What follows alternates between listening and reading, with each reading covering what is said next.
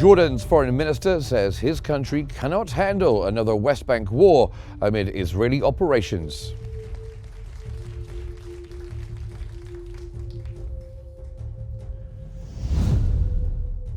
"298 aid trucks from Egypt enter Gaza today."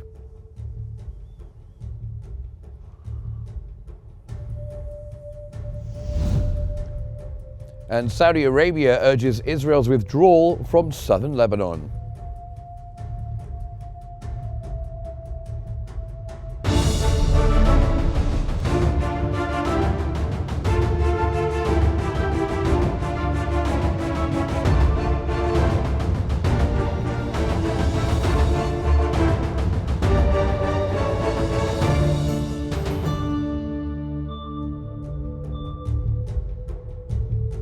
Hello, good evening. It's 8 o'clock Cairo local time and you're watching Q News. We begin today's bulletin with the latest developments in Gaza.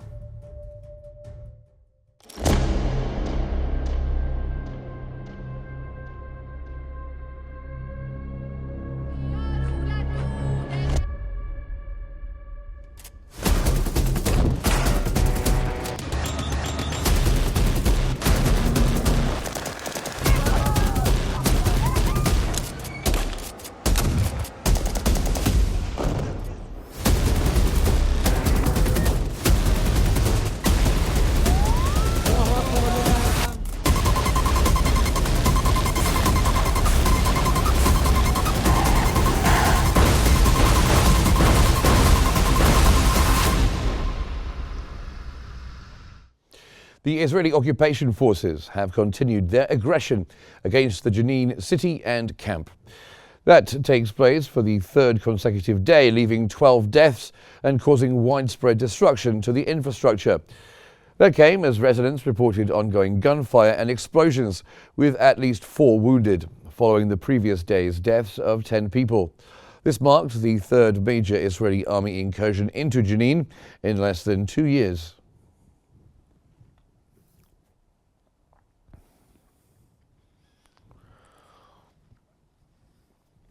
Egypt has strongly condemned the Israeli military operation in Jenin, which has left numerous Palestinians dead or injured. In a statement, the Egyptian Ministry of Foreign Affairs warned of the operation's potential impact on the security and stability of the West Bank and the risk of further escalating tensions. The ministry emphasized that such actions undermine regional and international efforts to restore stability and calm in the occupied Palestinian territories, cautioning that they could lead to serious consequences.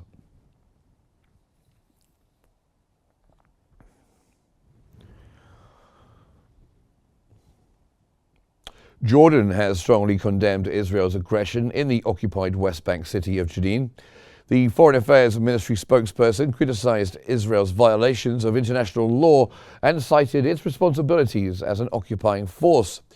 He urged the international community to hold Israel accountable, ensure de-escalation, and prevent further deterioration that threatens regional security.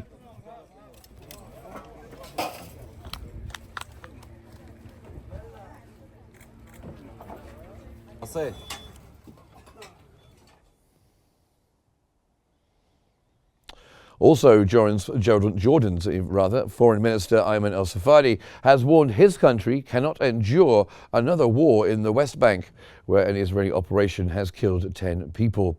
Al-Safadi made these comments during a panel at the World Economic Forum in Davos, joined by ministers from Syria, Iraq, France, and the Palestinian Authority.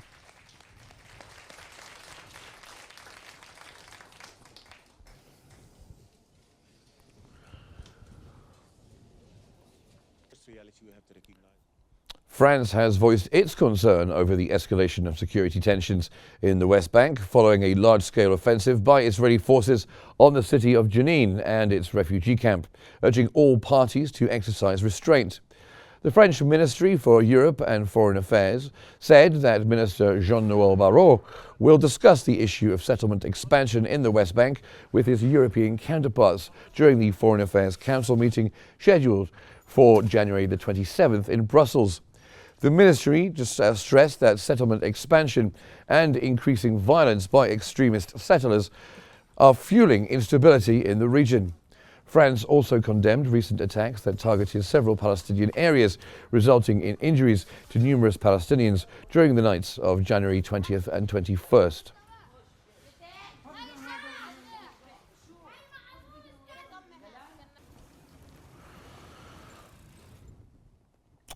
The Secretary-General of the League of Arab States, Ahmed Abul-Gheit, has stressed the importance of preserving the ceasefire agreement in Gaza.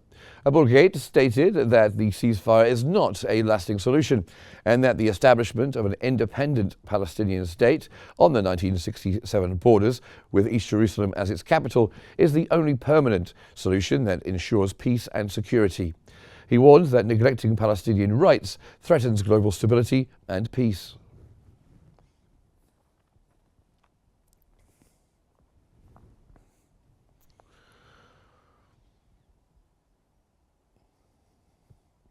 Israeli Defense Minister Israel Katz has reaffirmed a strong commitment to dismantling the West Bank's terrorist infrastructure as per his description. He emphasized that perpetrators of violence will face consequences. In a post on X, Katz declared that Operation Iron Wall will continue to target Jenin's refugee camp to prevent it from becoming a base for further attacks.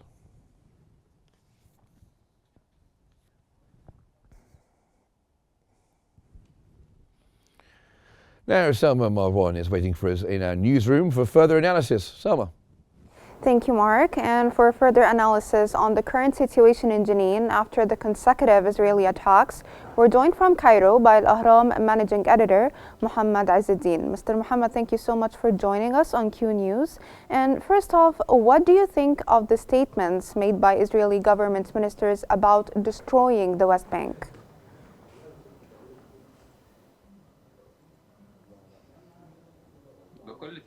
Certainly, there are very aggressive statements, and there is some sort of an incursion from the far-right government in the occupied Palestine. There is a very caution with respect to the upcoming phases, even the first phases and the swap of the Palestinian detainees with the Israeli Palestinians detained in the Palestinian resistance, and there is some sort of a compensation to what we call the stoppage of the war machinery heading to Western from the West Bank, and I think that the Iron Wall operation that led the martyrs of several Palestinians, and now hundreds of the Palestinian inhabitants are displaced from Jenin, and I think that the airspace will be increased not only in Jenin but also through the villages of the West Bank, and it is some sort of compensation to Semitic and the far-right factions in the Israeli government that they are wishing to continue the war not only in Gaza but the repetition of what happened to Gaza and to be coupled once again in the West Bank. The release of some of the extremists of the settlers, in addition to what they are, seemed the embedded hint that the U.S. won't mind if there is some sort of an obstacles in the process of the swap Israeli detainees. They do not mind to resume the war once again, which is the promise being said by Netanyahu to Semitic for not leaving the government and weaken the coalition led by the Likud party in the current government before the rest of the parts in the Israeli government. So, sir, sorry for interrupting you, but reference to Israel saying that launching this military campaign in Jenin is among its war goals. Here I would like to ask you, is the new Israeli military operation in Jenin a precursor to the destruction of the West Bank?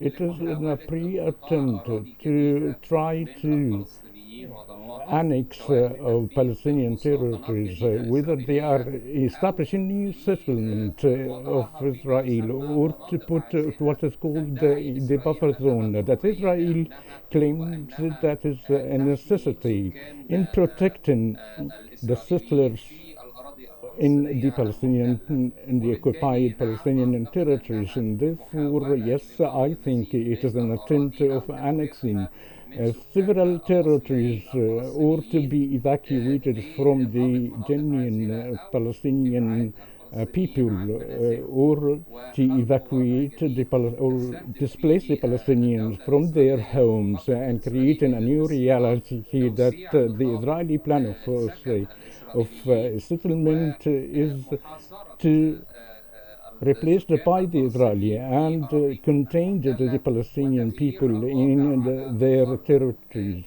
and to change the reality in the ground by taking the advantage of the state and do not name it tolerance in return of the ceasefire in Gaza and to the attempt of executing the three-phase ceasefire in Gaza. Sir, The sorry for Israeli interrupting you, but speaking of the ceasefire agreements in Gaza, Israel has launched this military campaign in Jenin 2 days after the first phase of the ceasefire started. And from here, I would like to ask you, will an agreement be reached regarding the second phase of the ceasefire agreements in Gaza in light of all of these developments?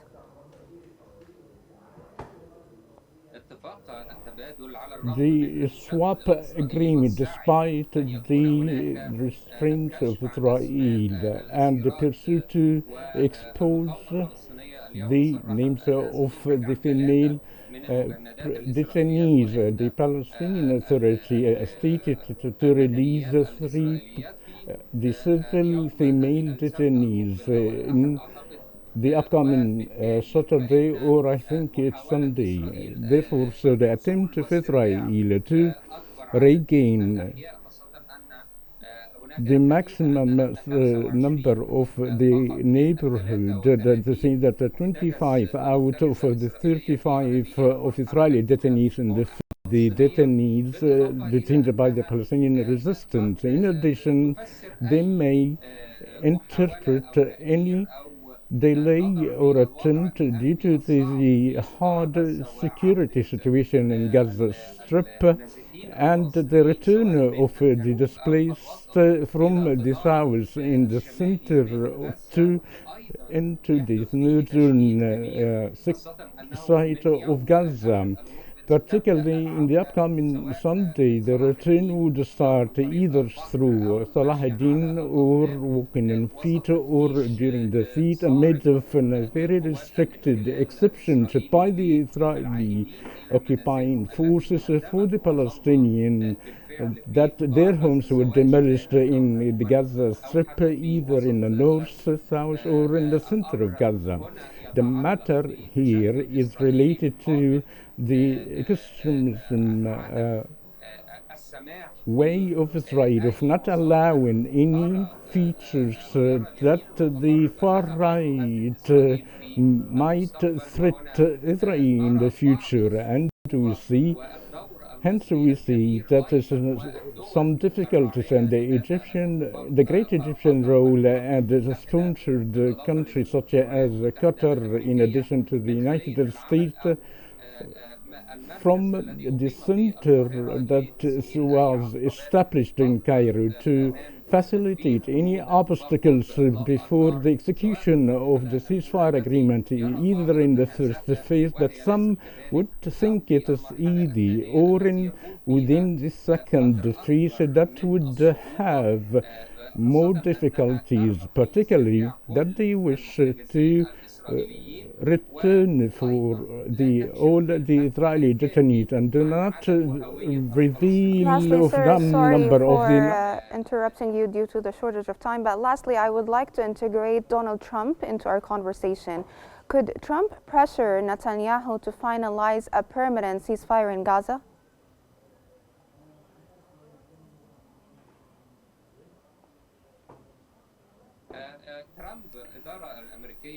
The new U.S. administration under Trump sees the matters that Trump to be the peace sponsor for the peace in the region. In addition, there are economic projects and a bid of to increase the pace of executing the century deal internationally or in the level of Palestine, and they are pursuit of what is called to revive the Ibrahim path or to include new Arab Gulf countries of this peace agreement. Trump, therefore, will forcefully, strongly practice the pressure, and the other side, Israel, do not wish of such an approachment and pursue to continue the war against the Palestinians and gain more gains of the territories.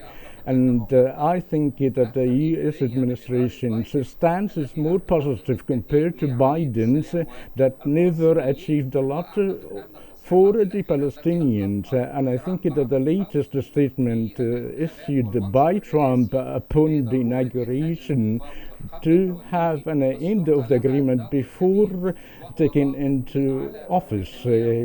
Sorry for interrupting you, sir, due to the shortage of time. That was Al Ahram managing editor Muhammad Azzuddin. Thank you so much for joining us here on Q News and for all the information you provided us with. And now we're going to move back to Mark in the studio. Thank you very much, Selma. Thank you very much for the interview indeed. Now, a correspondent from our sister news channel, Al Qahira News, on the Egyptian side of the Rafah crossing, has reported that 22 fuel aid trucks entered Gaza from Egypt. He confirmed that these fuel trucks are within the 298 aid trucks with medical and food supplies that have entered Gaza through the Karam Abu Salem and Nitsana border crossings.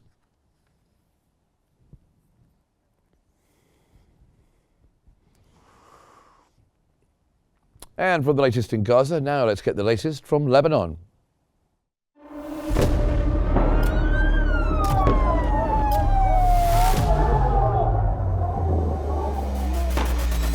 كل المستهدفين هن مدنيين. وضع شيء مرعب، شيء بخوف.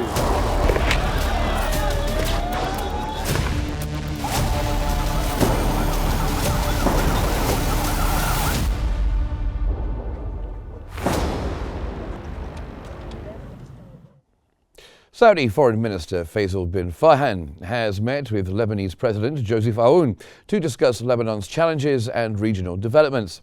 He reaffirmed Saudi Arabia's support for Lebanon and emphasized the importance of reforms to overcome crises. Speaking from Beirut, bin Farhan expressed confidence in Aoun and PM-designate Nawaf Salam to lead reform efforts. He stressed the need for Israel's complete withdrawal from Lebanese territories, while expressing optimism about Lebanon's future under its reformist approach.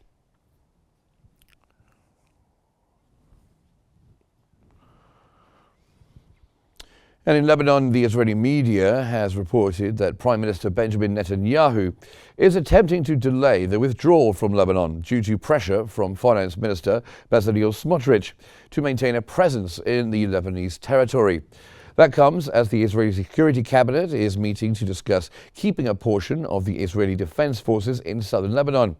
Israeli media outlets have reported that Tel Aviv has requested permission from the U.S. Trump administration to maintain a presence in 5 strategic military installations in southern Lebanon.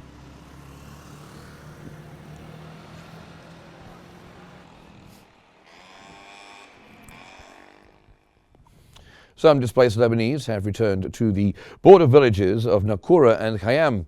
Returning residents inspected their damaged houses and said they will rebuild what has been destroyed. The Israeli government said on Thursday the ceasefire deal was not being implemented fast enough. Hezbollah later said that Israel has to completely withdraw from Lebanon as the 60-day period in the ceasefire deal comes to an end, adding that the Lebanese state should push for guarantee for the withdrawal.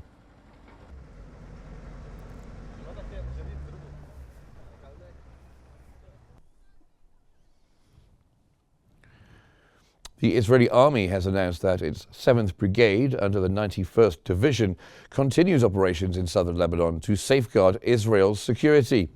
The Israeli army reported seizing weapons, including rockets and grenades, while adhering to ceasefire terms. Meanwhile, Israel completed constructing a concrete wall along the Blue Line, extending from Yarin to Daihira, citing national security concerns and a commitment to agreements with Lebanon.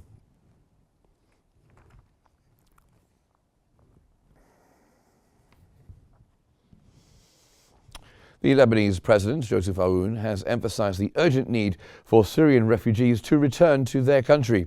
During a meeting with the UNHCR High Commissioner Filippo Grandi, Aoun stressed Lebanon's inability to bear the refugee burden. He called for international support in organizing their return, with over 200,000 Syrians already returning since December. Grandi highlighted a significant increase in refugees' willingness to return and stressed cooperation to support their reintegration.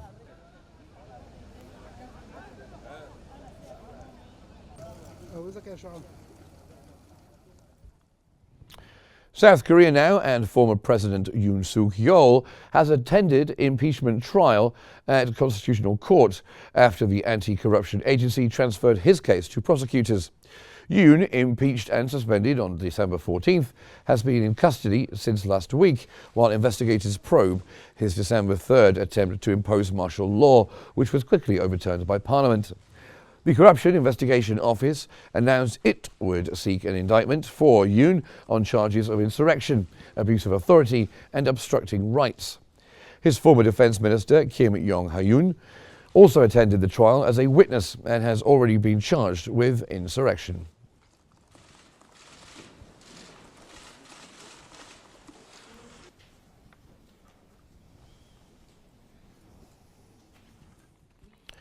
Now let's get the latest developments in the Russian-Ukraine conflict.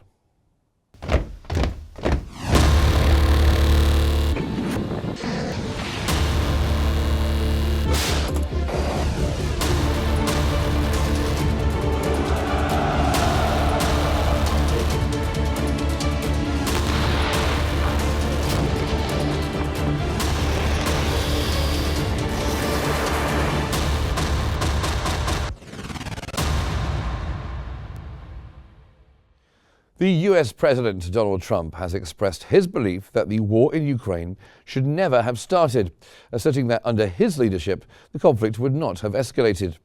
Trump has highlighted his positive relationship with the Chinese president, suggesting that China could play a key role in helping to end the war in Ukraine. On the nuclear front, Trump revealed that Russian President Vladimir Putin had agreed to reduce Russia's nuclear arsenal during his presidency. Trump expressed a desire to meet with President Putin again soon to negotiate an end to the war, underscoring his commitment to pursuing diplomatic solutions in global conflicts. Restrictions, crippling regulations, and hidden taxes like never before. The result is the worst inflation.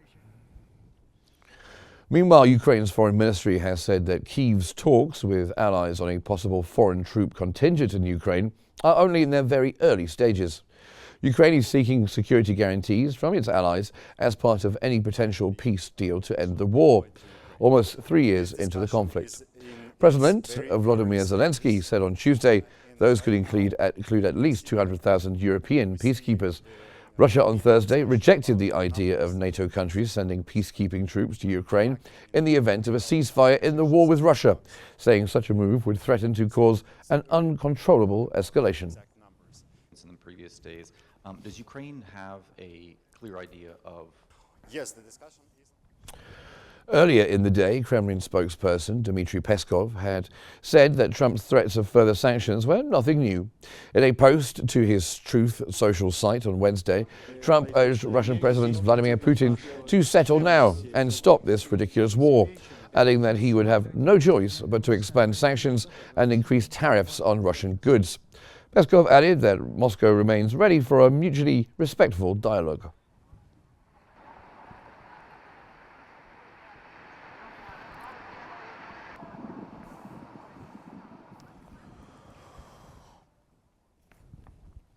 Ukraine, meanwhile, has praised US President Donald Trump for threatening to impose tariffs and sanctions on Russia if it refuses to make a deal to end the war in Ukraine, and said the comment sent a strong signal.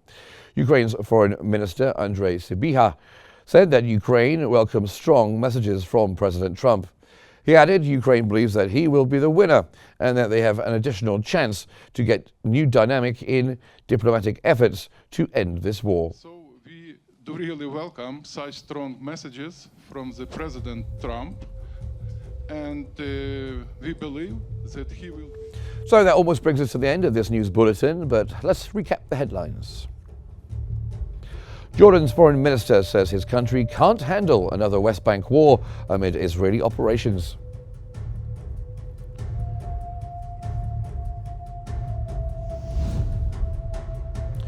"298 aid trucks from Egypt have entered Gaza today."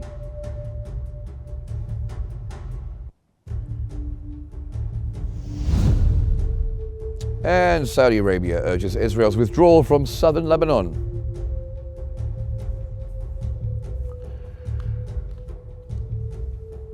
And that's all for our news this hour, but don't forget, we're there on social media for you at Qnews EGY on all your channels: YouTube, Facebook, X, Instagram and TikTok. Thanks for watching. Good night.